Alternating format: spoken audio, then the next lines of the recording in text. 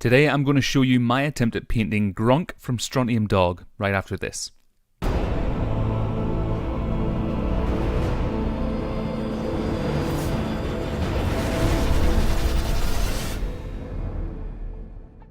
Before we get into today's video, I just want to say that this guide has been made possible by Warlord Games, who sent over a copy of Strontium Dog for me to have a look at free of charge. If you want to read more about the importance of ethics and integrity when it comes to this sort of thing on the Tabletop Hub, have a look in the video description. Now, back to the video. Hey everyone, Sam here from the Tabletop Hub, your one-stop shop for all things tabletop, and today we're bringing a new game here on the My Attempt at Painting series, as I take a look at Warlord Games' Strontium Dog. Now if you're new here to the Tabletop Hub, the My Attempt at Painting series is really for the amateur and beginner painter out there. I'm still learning to paint miniatures myself, and my hope is that as I pick up a brush and begin to learn and improve, that you too will be encouraged to pick up a brush and do the same. As always with my painting guides, things are going to be pretty simple here. We're only using a handful of paints and a couple of cheats to help us get ahead. I decided to start off painting the starter set with Gronk, mainly because honestly he was the smallest mini and I had a really good idea of how I'd paint him once I saw him, so the idea here was to start off confident and then get to the trickier minis later down the line.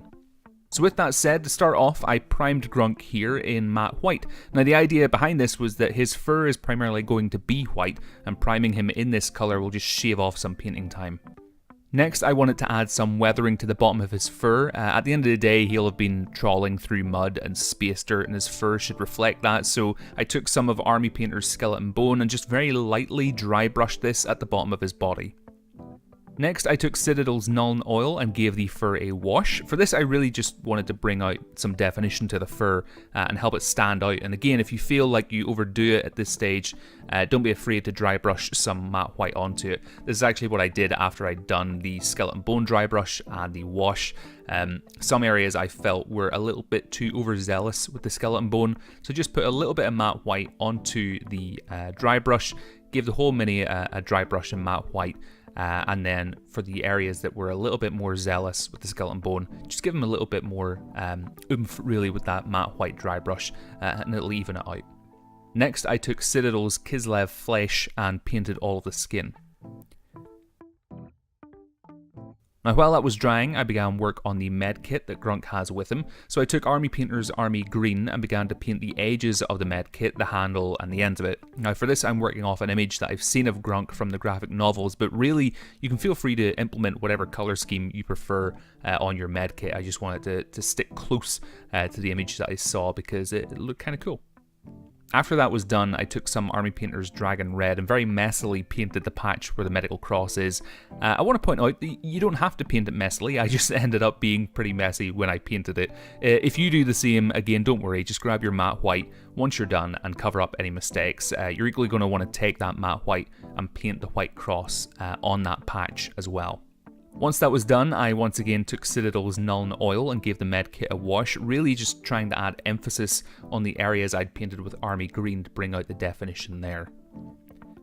Next, it was on to the part I was most worrisome of, highlighting. So if you've seen a few of my painting guides, you'll know that I don't really highlight. It scares me.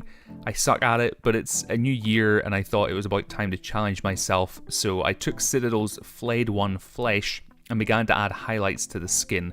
If you've never done highlighting before, it's terrifying because once you add those first couple of highlights, you immediately think, holy crap, I have just ruined my model. And you've just got to have conviction, I think, when it comes to this process and visualize what it will look like when you're done, not what it does look like while you're doing it. Because honestly, after a while and after I'd highlighted a couple of areas, I kind of just held the model away from my face a little bit and I was just really pleased with how it was turning out.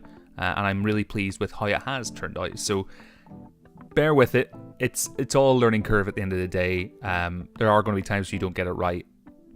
Don't worry. By the way, for the eyes, just a little cheat again. If you want to add eyeballs very easily to your mini, just get a fine marker. That's what I did. Finally, for the base, I got some of Vallejo's Mud in a Tub and just began layering.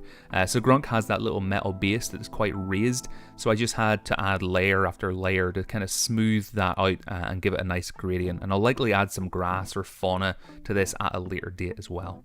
But folks, that is it. I am really happy with how this model came out. It's the first one of 2019 and I'm super pleased with it. If you want to check out Strontium Dog, I've got a review coming later in the week, but I have left a link in the description where you can actually just go and check out the game on Warlord's site. Just to give you a little sneak peek of my opinion, I think it's pretty awesome, actually. If you're new to the channel and you like what you've seen so far, please do subscribe as it helps a lot. And if you're learning to paint and want to get some help and advice, why not join my Discord server? There's a link to that in the video description. But until next time, folks, I hope you're having a great week, and I'll speak to you all soon.